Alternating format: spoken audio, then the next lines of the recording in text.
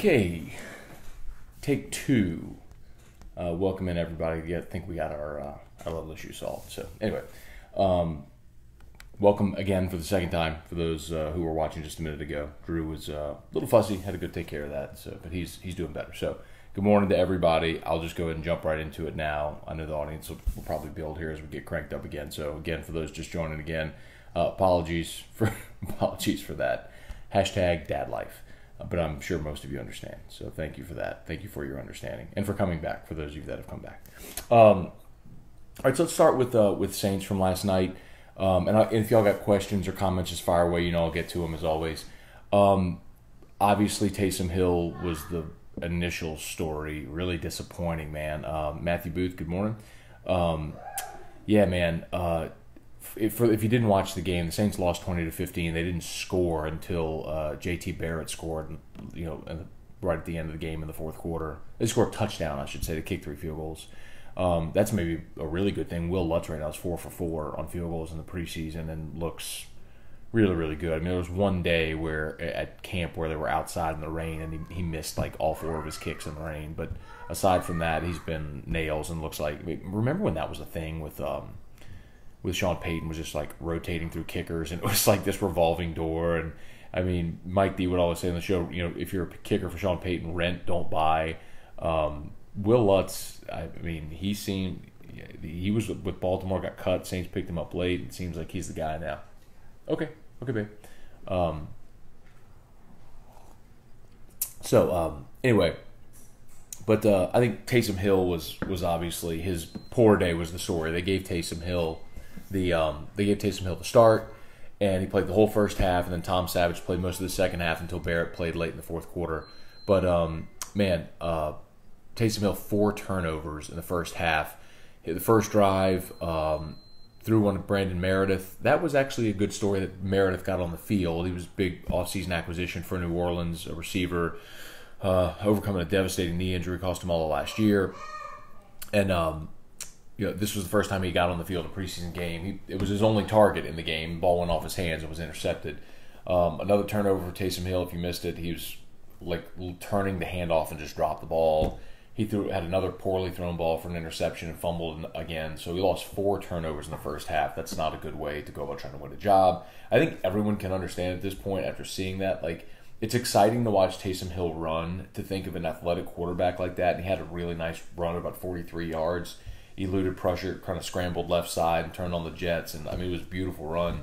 But it's like, that can't be your trade-off, right? I mean, you've got to have somebody that can consistently move the ball within the pocket. And you, like, again, it accentuates the value of Drew Brees. I get it, y'all, preaching in the choir, all that stuff. But it's like, even with all of those weapons offensively, you take Drew Brees out, and it's just like taking the engine out of the car. It doesn't matter how pretty the tires are, how new the leather it is, what kind of speakers you have in the car. None of it matters if you don't have an engine. I mean, I know it's an analogy a lot of people use, but it's so true. And if you don't have Drew Brees, this team stinks. They're not good.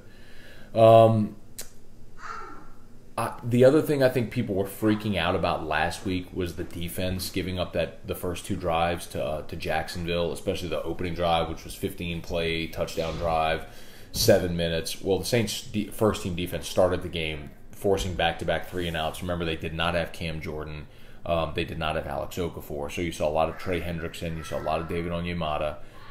And I thought both those guys played well, better than they did last week. So I know it sounds kind of odd because the Saints got 6 sacks last week, so the front 7 played well. But remember, a couple of those were Jaron Elliott late in the game. So it was nice to see the Saints starters on defense play really, really well. Other things that stood out last night, I guess Tom Savage was okay. I mean, people keep asking, like, do you trade for a quarterback at this point? I don't think you trade for a quarterback. I think you wait and you see, who's going to be available when cut down day comes. There's just going to be spots where guys are going to be available, quite honestly. So,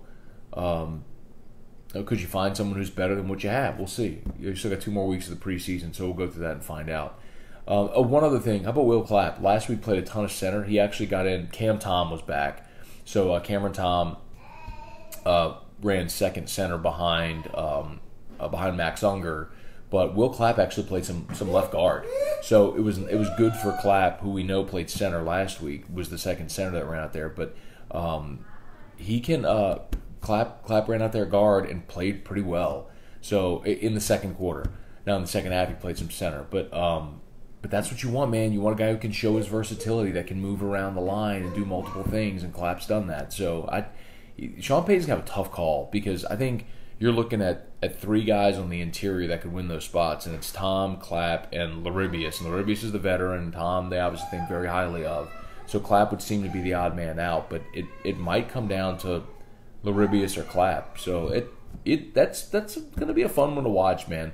Also, saw Rick Leonard play last night, and he played late. That's the 4th-round draft pick, who really hasn't been very good so far in camp.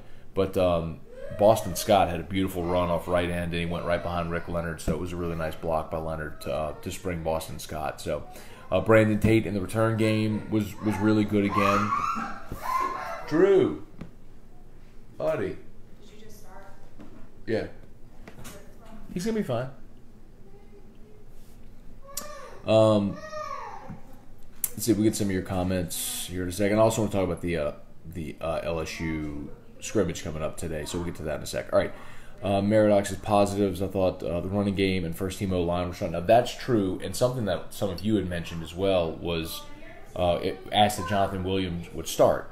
Now, it wasn't going to start because of, obviously, Mark Ingram, and Ingram looked good. It sucks he's going to be gone for 4 games. It looks like he's running as good as he has in his career right now. But Jonathan Williams was the second back in. So, I thought I wanted to see Williams earlier in the game than late in the fourth quarter like we saw last week. I didn't think we'd see him on the second offensive possession. But it was nice to see, man. He popped off a 7-yarder, then a 19-yarder right out the chute. And Williams looked good, man, running behind the first offensive line. And, if you had to call it today, Williams would be the guy, not Vereen. So, that was exciting, man. It was good to see Jonathan Williams run strong and run hard and do it earlier in the game when first teamers were on the field. So yeah, and it was also, the whole starting offensive line was intact. So Andrews Pete was back, and so you got to see the whole first team offensive line out there. So definitely that was a positive. Good on you, Meridoc. Good call. Josh, Saints look bad in most all phases except kicking. Strange, right? Just get Drew Brees back, man. It'll be fine. Danny said Will Lutz looked sharp. 3 for 3 yesterday, 4 for 4 in the preseason, as we mentioned. That's an awesome start for Will Lutz, considering how big of an issue the kicking game had been. All right, trivia: the good Scott Smith Hendrickson, the good Scott Smith commas are your friend. Trivia: Scott Smith Hendrickson Williams and Clapp. Okay, Barrett and Tate, Ugly, Hill and Savage. It's true. Let's see. Good morning, y'all. Carl said, I think Zach's getting better on the radio. Carl, I listened to, he's talking about Streif. No, he's not. I listened to a good bit of it yesterday. I'll tell you the thing, what he did yesterday, which was an improvement, right? Yeah, that he didn't do before in the first game much, was time checks. He was much better about time checks. And you can tell someone today, man, you got to give time and score more often. And you're generally there's a clock in your head where you want to do that every 60 seconds. But he was better about that. And the other thing is where they were on the field. That got away from him at times. He would say in the first game, left side gain of 7 at 2nd and 3. Well, 2nd and 3 from the Saints 42. You have to follow where you are on the field. Anyway, that'll come. But and he should improve. The whole point though is, of course, being an NFL play-by-play man isn't really a training ground. You do that in high schools, and that's how you cut your teeth. And then, then maybe you get a lower tier, smaller college job, and then a bigger college job if you want, or you jump into the NFL. But whatever. Merritt, can Drew play in bubble wrap next week? We talked about this a bit yesterday. I don't mind at all Drew playing the preseason game. I know A.J. McCarron took a hit yesterday, broke his collarbone with Buffalo, and that sucks. But I think Drew Brees at this point in his career is smart enough that he's not going to take a hit. He'll get rid of the football. His pocket presence and awareness is amazing, and if he feels like he's holding on to it too long, get rid of it. He's certainly not going to run. I would think it's no different than running Drew out there in team drills and practice. So play him a little bit in the third preseason game, shut him down in the fourth, and get ready to go. So hang on a second. He's fussing about. It's a commercial.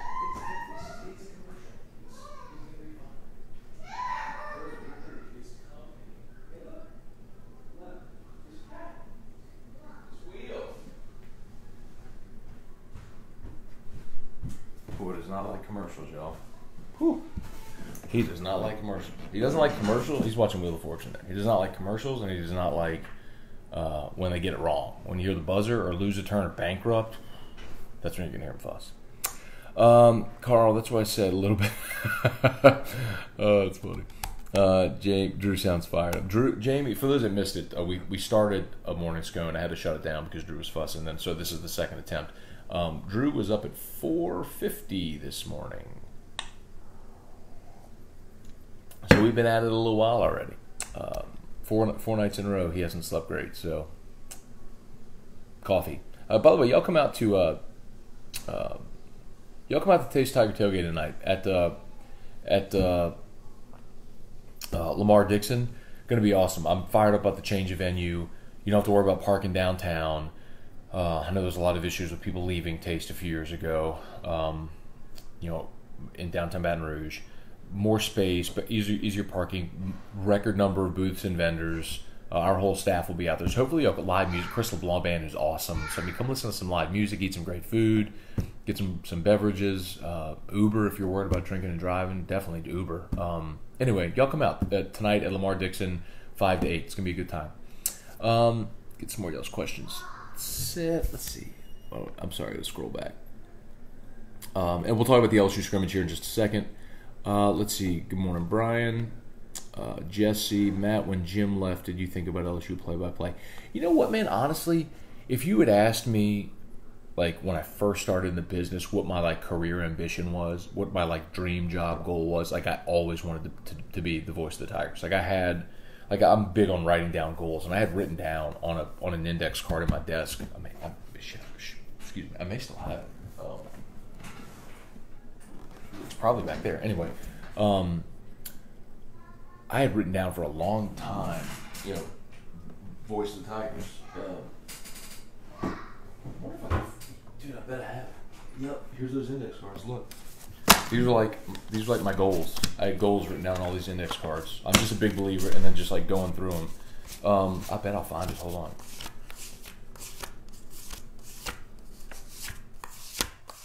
Hang on, I'm showing you all this.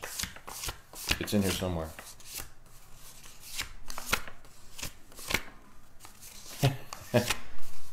God, I need to go through some of these and see like how many of them I've done. Yep, there it is. Look. This is probably 20 years old. Look at that. I wrote this down like 20 years ago. How about that? 20, maybe not 20 years ago when I started college. So maybe 2001. Like I wrote that, like these goals that I wrote down on index cards that I've always had these, and I would just read them, and I would just very big on like identifying what you want. But anyway, the weird thing is like as I actually got into my career, I realized that's not at all what I wanted to do. And I love doing play-by-play. I really, really do. But I'm so happy doing what I do, working for the people I work for. And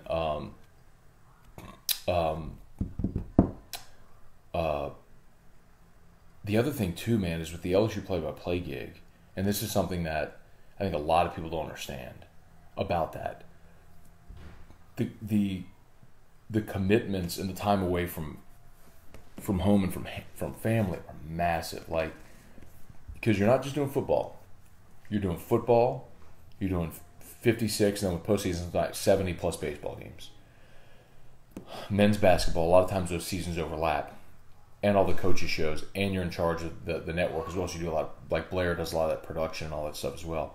So I consider when baseball and basketball are overlapping, he could literally call a Tuesday night midweek game, get on a plane with the basketball team, go to Knoxville, spend the night, call a basketball game, fly back, get on a bus, drive to Starkville, be there for like Thursday, be there Friday, Saturday, Sunday, then bus back Sunday. Like, you know what I mean? Or plane if they have it. But anyway, like, it's, and don't get me wrong, you're not digging ditches, but it's like, it's a grind. It's a lot of traveling, quite honestly. That's why, that's in part a huge reason why Jim Hawthorne, at the stage he did, you know, was done. So, interesting. I'm glad you brought that up. It's interesting. All right, we'll get back to your questions here. Hopefully he'll nap and you can enjoy your coffee. Elise, he ain't going to nap until 3 o'clock. He'll go down from 3 to 6. Drew's got such a weird sleeping schedule. He naps from about 3 to 6.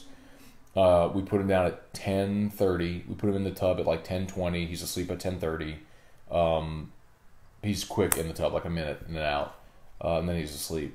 And we do. People are like, why don't you put him down at 8:30? Because if we put him down at 8:30, he'd be up at 4:30 every day. Like, it's 8 hours clockwork. That's how he sleeps. So anyway, Nick Torina, good morning, man. Let's see. Can we all agree JT Barrett was the best quarterback last night? That's like being the tallest short kid. By the way, Boudreaux. Y'all go buy Boudreaux. Bloody Mary mix, margarita mix. Tell you more about that in a second. Hines 57. Jason Hines, LSU left guard. Jason Hines, freshman, changed his number to 57, so he's Hines 57. Hines 57, actually their official Twitter account reached out to him and they were like, DM us, we have something for you. I'm pretty sure that's against NCAA rules for him to accept anything from them, but it's still pretty funny. All right. Wonder if Hester's... Poor guy. Mark wrote, wonder if Hester's still happy that Aretha Franklin died. That was priceless.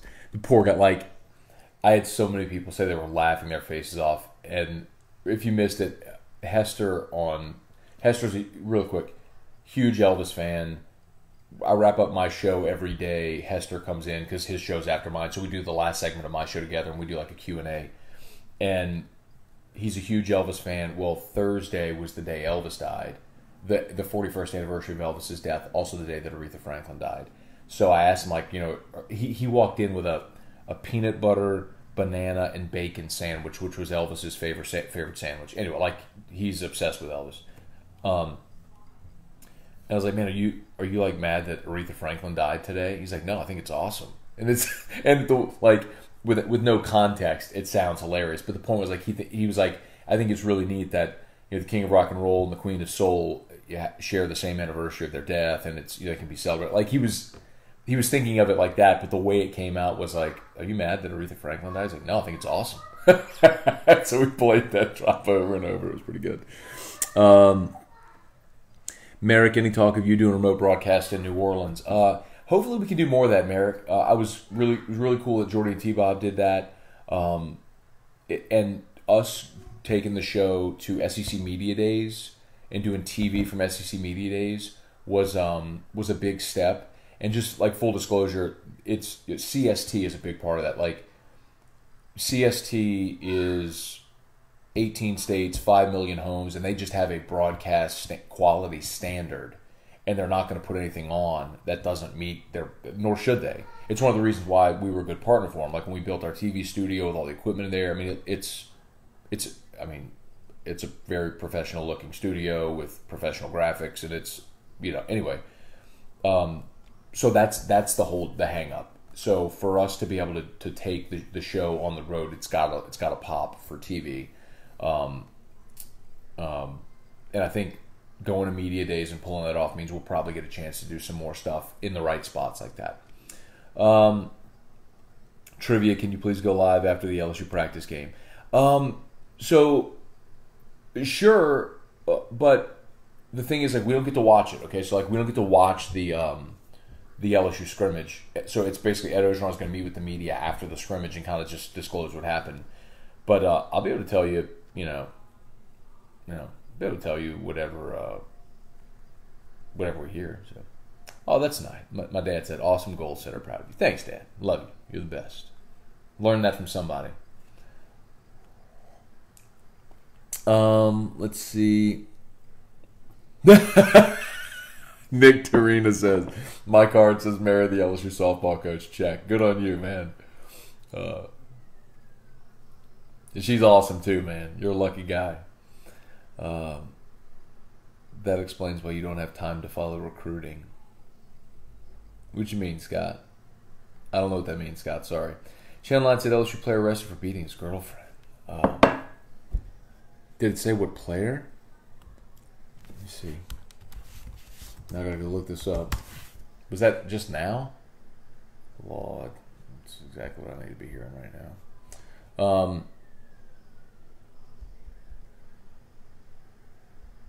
Let's see. Get back to some more questions. Sorry about that.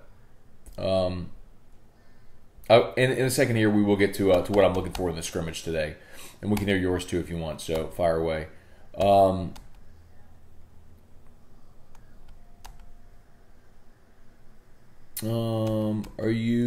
What are your have to sees? Okay, let's do it. Kevin asked. So let me ask. What am I looking for in the LSU scrimmage today? So I definitely want to see quarterback reps. Is it 50-50 with Burrow and Brennan? It shouldn't be, but again, it might be situationally. So I'll be interested in that. I am definitely interested. So this is like a two-parter that dovetails. So if we came out of last week's scrimmage, what was the one thing that was the biggest issue? It was the offensive line, right? The offensive line got dominated by the defensive front. Well, yesterday at practice, no Rashard Lawrence, no Braden Fehoko. Thursday, no Rashard Lawrence, no Braden Fehoko, no Ed Alexander. Like your starting defensive line wasn't there. Now I don't know if they're going to participate today. So I want to see that. But if they don't, then that offensive line better be awesome. The guy that's sort of the linchpin right now is Lloyd Cushenberry. Because I think Damian Lewis can hold down right guard for Ed Ingram, and that's not a massive drop-off because Lewis, everyone's raved about him.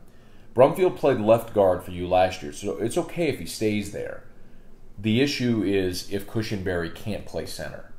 If Cushenberry can't play center, then Brumfield's got to kick into center, which means Chasen Hines has to play left guard, and you keep Lewis at right guard. So now you're weaker at these spots. So I got to see that offensive line. I got to see that offensive line improve this week. Let's see, heard Babe Ruth died on the same day as well. Yeah, Jamie, that's true. So Babe, Elvis, and Aretha all on the same day. Somebody on 103.7 said Ingram was in the weight room at practice yesterday. Is that true? I don't know if he was at practice, or at least practice. I don't think he was practicing. But I don't know. But what I can tell you about the Ed Ingram situation is it's something that could be resolved to where Ingram could be back before the season. It's not like he has a university mandated suspension where he misses games. But he's got to be out while this situation resolves itself. So we'll see if it gets resolved before the start of the season. I would hope that. I hope it does, obviously, because he's a really good player. John Sanders, good morning, Matt. Let's hope the Saints' backup quarterback role gets better soon. No doubt, man. But you know what, John? I feel like we talk about this every year. From Mark Brunell and Jamie Martin and Chase Daniel, and just go through the list. Luke McCown.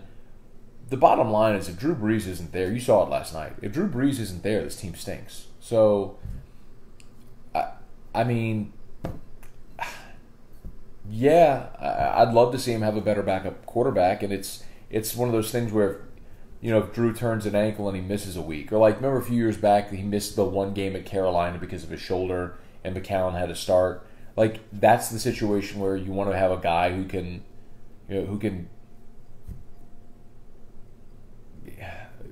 keep the train on the tracks,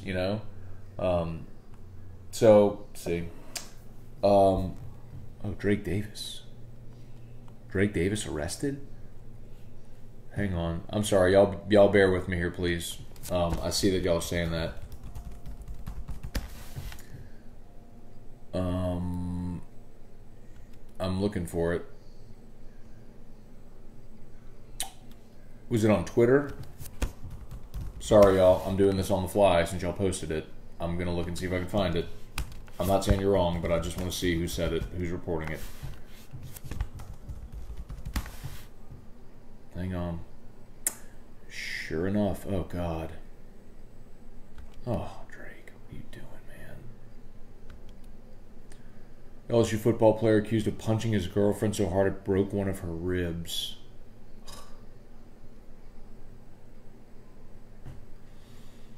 Drake Davis booked in East Baton Rouge Parish prison in April. He's also accused of strangling her, punching her, and ripping an earring from her ear during an attack in June. Davis texted the victim, "I might kill you." What?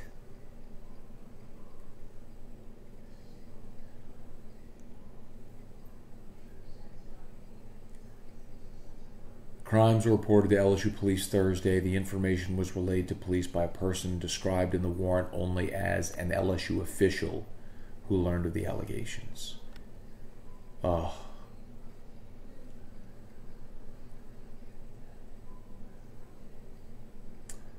Davis is accused of strangling her in his car because he was upset with her for waving at a friend. Oh my God.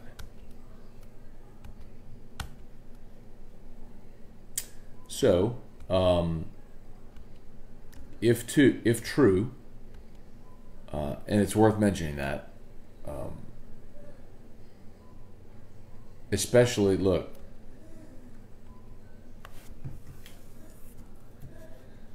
especially considering we literally just saw two former Tennessee football players who were accused of rape go through a trial and be acquitted. I wait to see the legal system play out, man. But like, if there is 1 ounce of truth to this, he's got to go.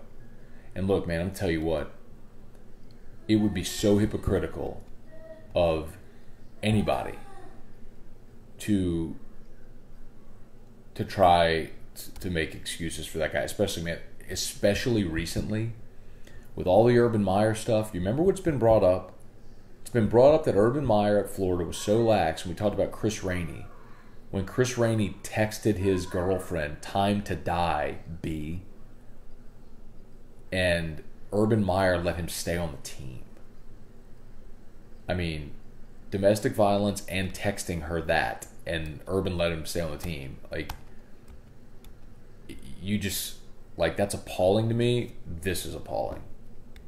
Ugh. Man. So, you've had Ed Ingram,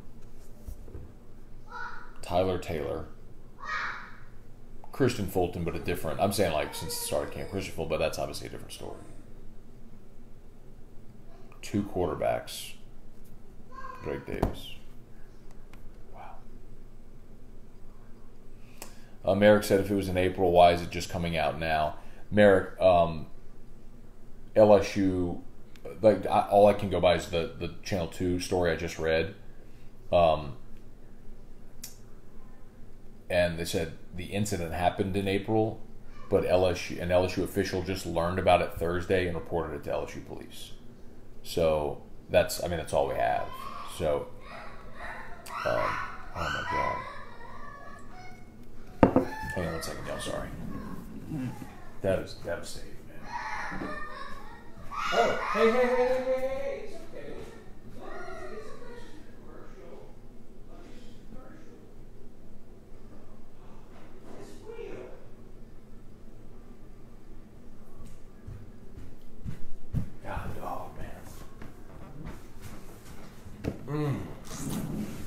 Drake Davis. Look, I'm sure Ed Ogeron's going to be asked about it today after the scrimmage. But Kevin, I just don't understand these young guys. Stay out of trouble. You get to go to school for free, work out, play in Tiger Stadium. I mean, I did a talk this week on Wednesday, a lunchtime group that asked me to come talk and do like their season kickoff deal and just talk about LSU football. And there was a lady there who asked me the same questions, like, why are these guys waste opportunities like this? I think we're talking about Tyler Taylor.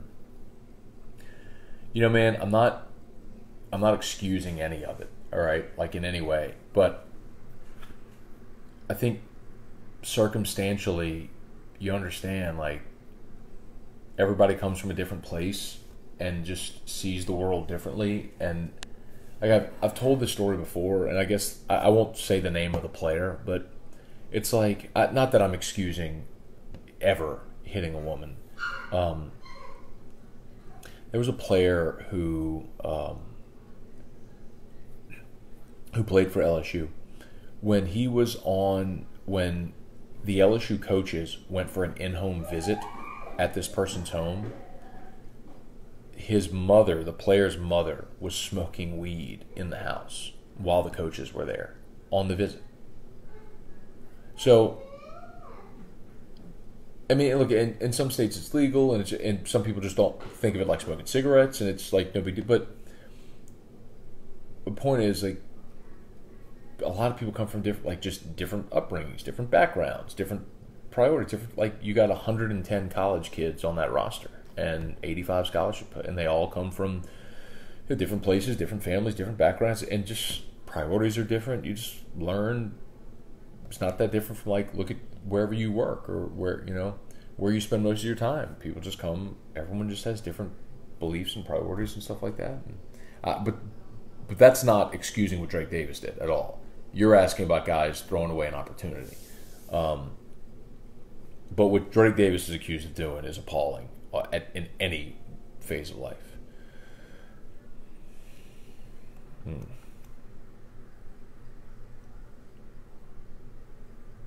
Carl, so much for clean police blotter off season for LSU football. Yeah, that's 3 already.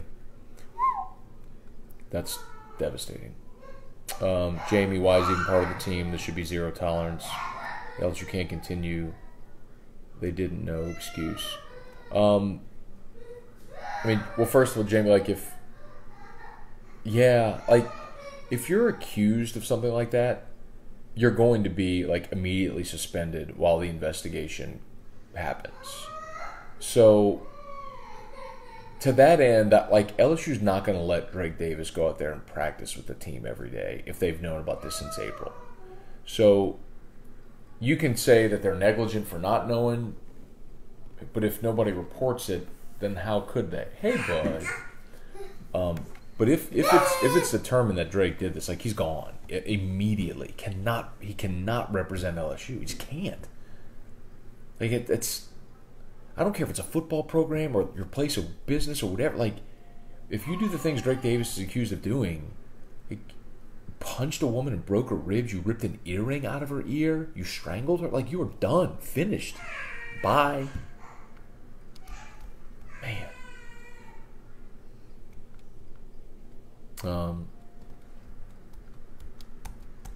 Get some more of those comments. Jesse, okay, let's talk impact on the field. Look, when Drake's on the field, he's doing one thing. He's running a go route. It's just, hey, Drake, get over there and just run. I mean, Drew, hey, baby, what's the matter? What's the matter? You want to see Daddy's TV show? Wheel. You watching Wheel? Okay.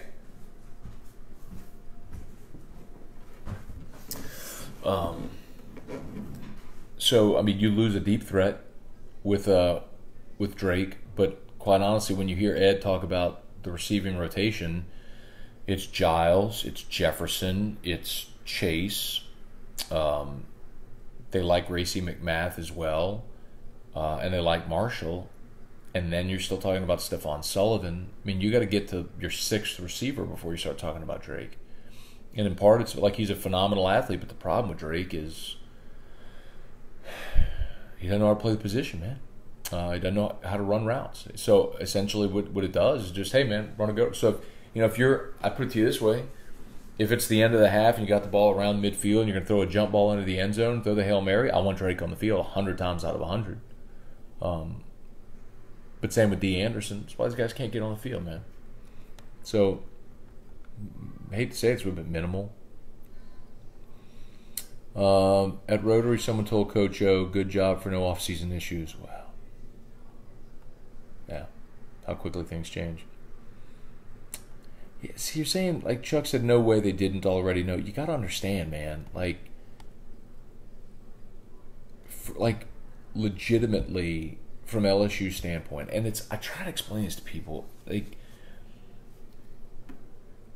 you got 110 college kids. It is not possible.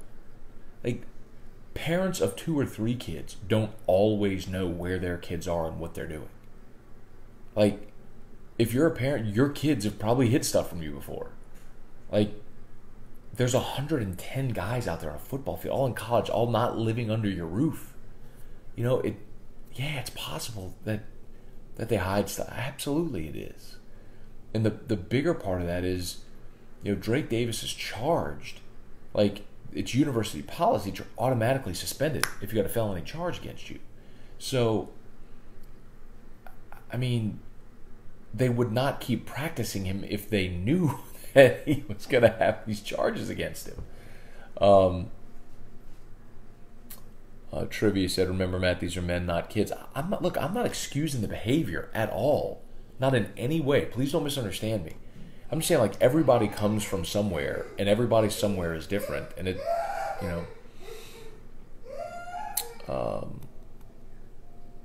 get to a few more here. Brad says, I can't believe nobody ever witnessed excessive behavior like this in the past from Davis. That I can't speak to, man. One would think if LSU police made the arrest, it would get back to the athletic department quickly. But he was just arrested yesterday. That's the point. Like, the incident allegedly happened in April, but they just found out, like, it was just reported to LSU police on Thursday, and he was arrested. Like, so that's the point. Like, they just found out about it Thursday when an LSU official found out about it and reported it to LSU police, and they arrested Drake.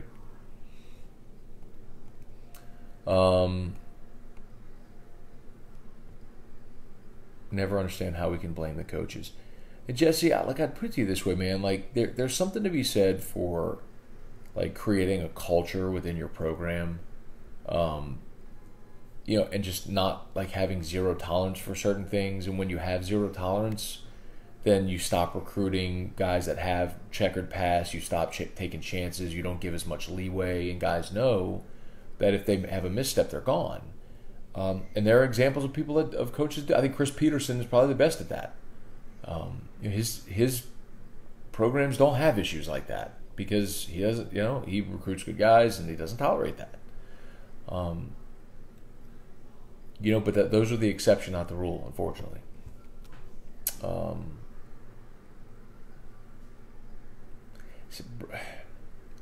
Brian said, no excuse. 18-year-olds join all branches of the military, risking their lives. Stop calling these players boys or young men. They're full-grown, responsible adults with no moral compass. Brian, legally, you can be classified as an adult, but Brian, I don't know how old you are. You at 18 compared to you at 28 or 38 or 48, it's not even close. Let life kick you in the ass a few times. I'm not excusing the behavior. And yes, you should absolutely know better. That's not the point. But, like, I'm 36 years old. When I was 18, I didn't know shit, man. No matter what I thought I knew. Come on. Excuse my language if y'all got kids watching. But anyway, I'm not excusing the behavior. But let's not act like every 18-year-old is like a pillar of stability and morality and worldly experience. Come on. Apple.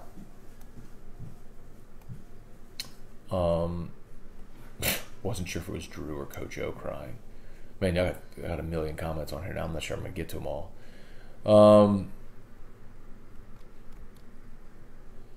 biggest thing I'm looking for in the scrimmage is how much improvement the O-line will make. Sure, me too. I think that's huge. Taysom Hill. Mark, you're late to the party, man. We talked about that a little bit. Yeah. Matt, how does the offseason issues affect the season?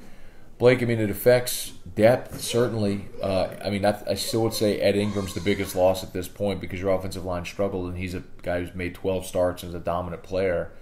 Tyler Taylor was going to give you tons of snaps at linebacker. The backup quarterback, Christian Fulton's obviously huge as well because had he been eligible, he's starting for you.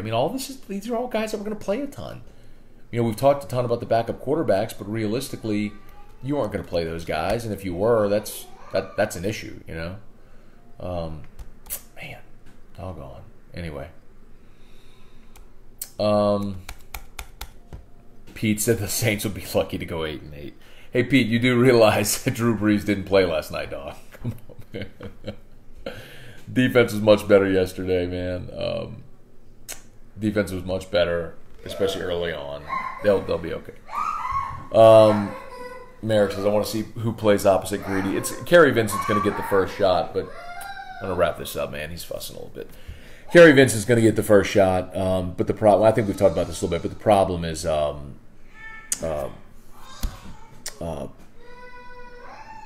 don't have any big-bodied corners opposite Greedy. So Kerry's 5'10", and Terrence Alexander's 5'10", 5'11", whatever.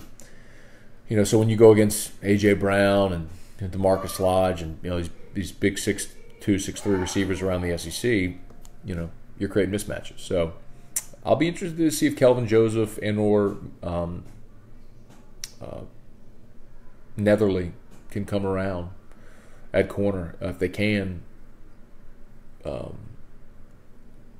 answers a big question. But it's a big question at this point.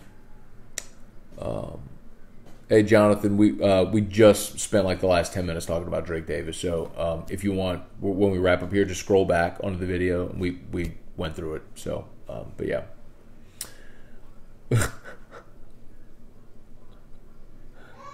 The mouth on that so early. No one. Oh, man. All right. Akeem, Todd Harris. You're talking about a corner. It's rare to see safeties kick down a corner, man. It would typically be the other way. What I think you're going to see more of is you're going to see more like the Saints with a 3 safety look, maybe, and play zone. With cover skills, I just think that's probably your best bet to get the best defensive backs on the field. So. All right, y'all. Let me bounce here. Drew's a little fussy. So, Taste of Tiger tailgating today, 5 o'clock. Lamar Dixon. Hopefully, y'all come. Presented by Relief Windows. Awesome people. As always, we're brought to you by Boudreaux's. They've got the Bloody Mary mix. They've got the Margarita mix. So, if y'all are hanging out this weekend, after this, you got one more weekend before football. Go pick up some Boudreaux's. This will make great tailgating stuff as well. So, as you're getting toward tailgating season, the Bloody Mary mix is fantastic. You don't have to empty out your whole pantry. I don't know if you can see it really in there, but see all the little specks of all the goodness in there. Like, you can just pour this, add vodka, stir, and you're ready. Same with the margarita mix, which I love. I've mentioned this to you before. I'm a head sweater. If I drink or eat something really tart, my whole head just starts sweating like crazy. Doesn't happen with this. It tastes great, but it's not too sweet. Like, legit. I don't do Bloody Marys. Like, I don't drink Bloody Marys, but people have said this is really good. So I'll take your recommendation on it, but this is fantastic. So y'all check it out. All right, it's after further review. No, it's not. It's morning scone. Anyway, y'all have a great day, and we'll catch up with you tomorrow on Morning Scone. Later.